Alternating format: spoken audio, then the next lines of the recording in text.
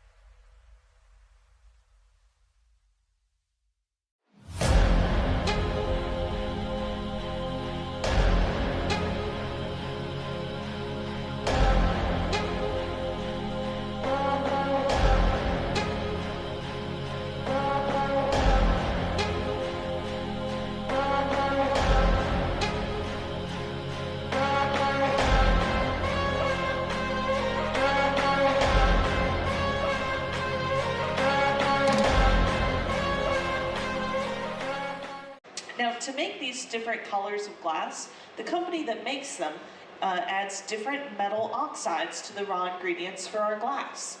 So those raw ingredients are silica sand, soda ash, and limestone. So adding different metal oxides to those ingredients will change the appearance of our glass. But watch carefully here. Michael just made bubbles started in that material by trapping a breath of air inside the pipe. The air pushes its way out into that molten glass, giving us a hollow form to be working with. Now, this fuchsia color that he's working with, this is made with gold chloride and a little manganese. That will make a very nice, rich purple color. The cobalt blue, that's made with cobalt. The teal blue is made with copper oxide. Iron will give you green glass. As it cools down, it will become rigid, and it will then be able to support the heat and weight of another layer of glass right over the top of it. We always have to build up our material in these concentric layers called gathers, because at 2,000 degrees, the glass is simply too liquidy to support its own weight. So he allows it to cool down. It's now pretty solid, the way that glass in our everyday lives is, and he's going to go into this furnace and get that new layer. Now, I've cued an animation on our screens that will give you all a really good insight into this gathering process. Inside of our furnace, there's a large ceramic crucible that holds about 1,000 pounds of molten glass. To get the glass out of there, we'll submerge the end of the blowpipe or the previous layer of glass beneath the molten surface and then rotate in one direction to wind on additional material. And very quickly he'll pull it out of the mold, and you'll see we now have a texture on the surface of that glass. Now the texture from this particular mold will create the illusion that the glass has been cut and faceted into a diamond pattern. If you're from Italy, this mold would be called a Balaton mold. Here in the United States, we often refer to it as a pineapple mold because the texture that it imparts is very similar to that of a pineapple. So here Michael uses a little gravity stretching and elongating that form to create a taller shape.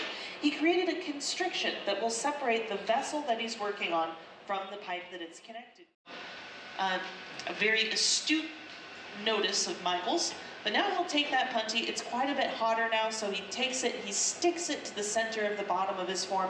These two are going to turn back and forth together, ensuring that everything's running in a pretty straight line with the blowpipe. He has a moment here where if it's not quite in line, he can nudge it to where it needs to be. But now they'll turn together, and as he sees that everything's looking about the right temperature, he's going to utilize thermal shock, intentionally chilling that constriction at the top of the form. A light tap breaks it free. Let's give these two a big round of applause for a smooth, successful transfer. With the hand tools that just takes a little bit to figure out.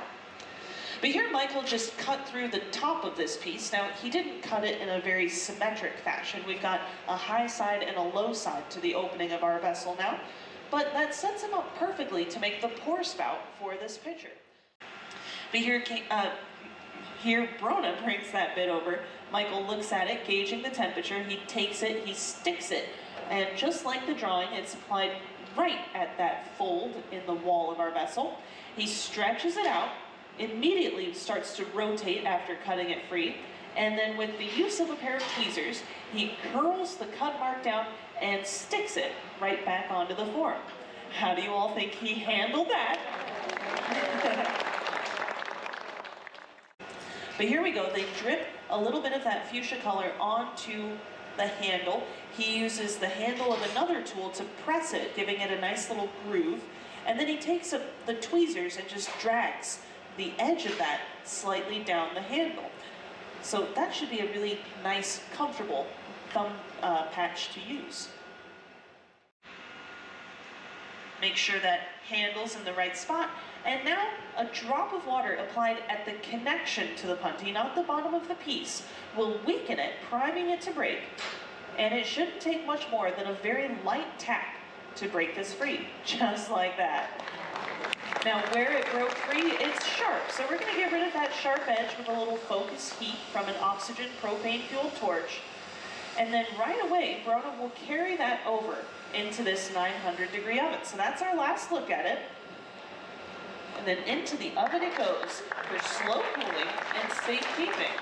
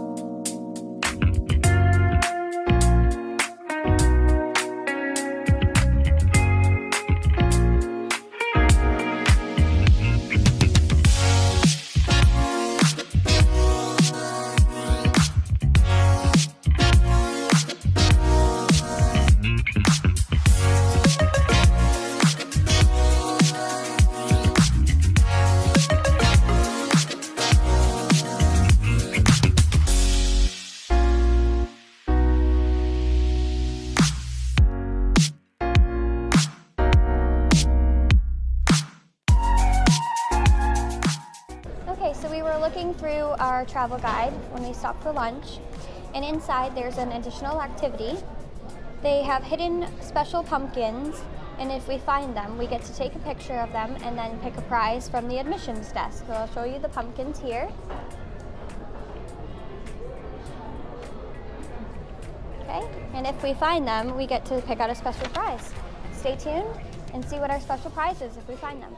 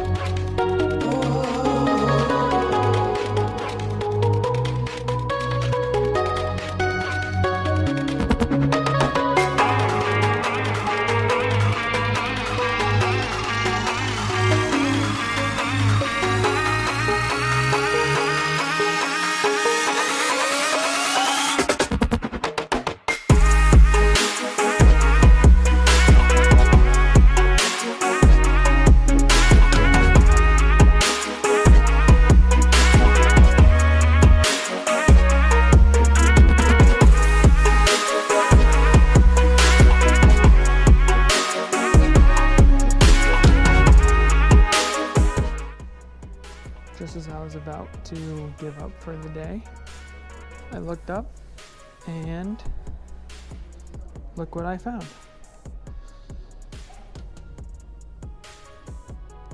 The pumpkins that will give us a prize.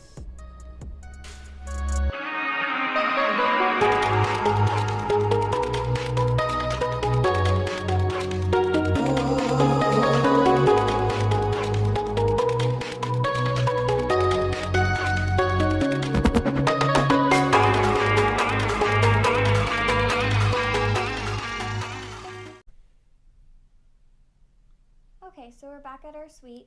We just got done at the Corning Museum of Glass, and we have our not-so-little goodie bag here of just things that we got while we were there, so we'll show you guys that. First off, if you remember, we were talking about the prize that we got if we found the pumpkins, and that was a lollipop and a pin for you guys. So that is what we got for our little prize. I'll put that up there. And then Do you want to open this one? This one's the same thing. Should we open both of Yeah. them? Okay. Yeah. It's wrapped up really good. Scotch tape. You can rip it. Worst enemy.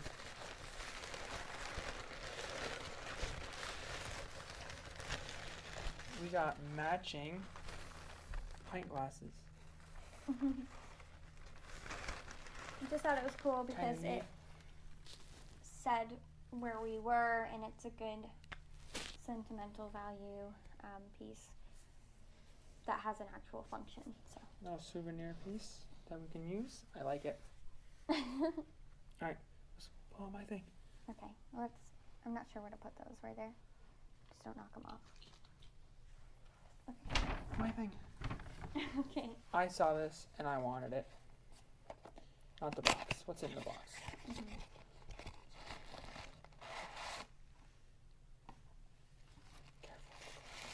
Yeah.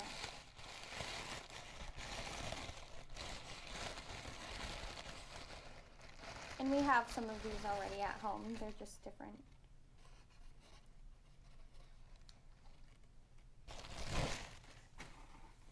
Some little handmade glass dolphins. I like the ocean. I like fish. Really like it. And that will fit in nicely with our collection that we already have at home. We have a couple different animals and things like that. And this was my pick as a little souvenir. And Eric helped me find the perfect one, which took a little bit longer than we wanted, but it's okay. We had to find the right one. Here, we want to put that over there with the other boxes. And this I picked out because it is the fall season, and we wanted to remember, or I wanted to remember rather, just when we went there as a little memory. And it's a handcrafted pumpkin here. There. And like I said, just for the fall season, just wanted to have another little souvenir.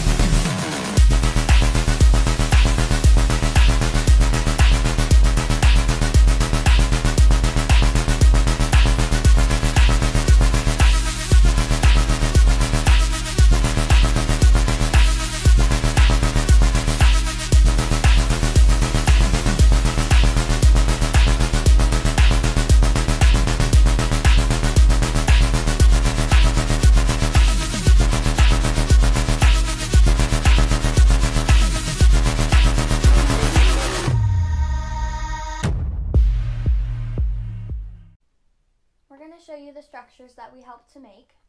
We had to go back to the studio to pick them up, so we're just seeing them now for the first time. We got to see them a little bit when they were done, but because they were still hot from the fire, they weren't the right colors yet, so we didn't get to see them all done and up close. So we're gonna see them together. And the one I made, it was a light blue and white. And I chose to do stripes, kind of like a swirl pattern. And it's almost like a cone shape. It has a flat additional piece on the bottom, so it helps it stand. And then it has a swirl at the top. So I'm sorry, I'm being really slow and careful because I'm scared. And it's unique because I helped make it. Oh my gosh. It is so pretty.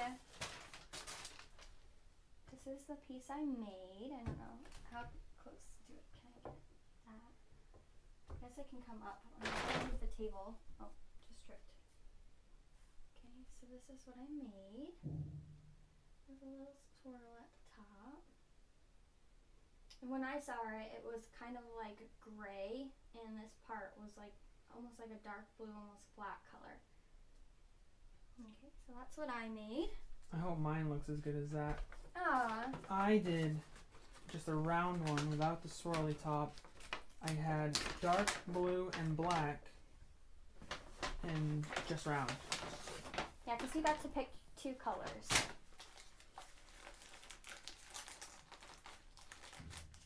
I got to blow mine with my mouth. Oh yeah, I used a foot pedal to blow mine up. I'm excited. I think I'm more excited for yours. Ready 'cause, to like, see the orb of awesomeness? Ooh, oh my gosh. Okay, I can do it. That's amazing, honey. It's like transparent Got blue. a little piece of Hopefully you duct can tape see on it it. as well as we can. That's cool. With some black dots in it. It looks really nice. That is so cool, honey. You did a good job. Cool. Awesome. And then because the studio was on the other side of the gift shop, we picked up some more things. Yeah, we had to. We picked up some more things. Because I definitely wanted these. I don't know why I like them. They caught my eye at the line at the checkout. Can we open this one too? Yeah. Okay. It's a paperweight. But it's blue and white swirlies inside paperweight. And I can show them a close up too. And yeah, you have to show them a close up. Yeah. And this one is the same thing. Did you take the sticker off the bottom? Yep. Okay. This one is the same thing, except it's orange and yellow. Kind of like fire. So the point of it was, I talked him into getting both. Because it's kind of like fire and water. So. I like the fire and water better. They call them fall and sky. Yeah. But the fire and water looks pretty cool. Yeah. So that's what we got, and they have flat bottoms on them, so you can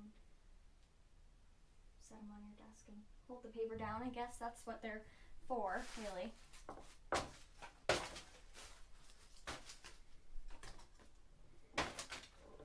And then Megan's gonna open you the last thing we got. Oh, I don't have to open it. This was 20% off the first day we went, 50% off the second day. We got it on the second day. Yeah. Because we had to go back to the gift shop twice. Could have gone a third time, but we were good and didn't. Alright, this one is smaller, but it's just long. That's why it's in a bigger box.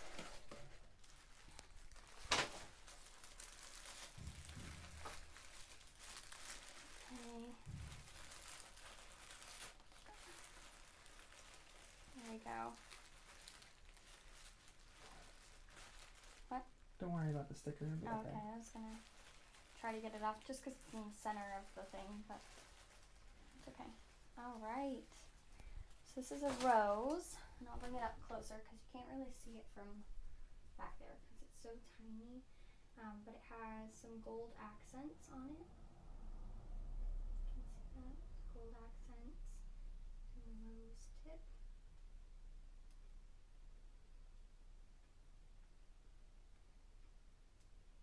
Now, Eric actually saw this, and because it was on sale, I think, more so, he had to get it for me. I liked it on the first day too. Yeah, but it did make it better that it was on sale. Okay. Set that down. They're probably more structured than I'm thinking. I'm just being really delicate because it's glass. That's what we got from the gift shop on the second day and what we made from the studio. And we actually helped make those bigger pieces that you see here. And that's all. So I hope you enjoyed what we made for you, or what we made. And the little pieces that we got from the gift shop. And yeah, that's it. Yeah. Bye, guys.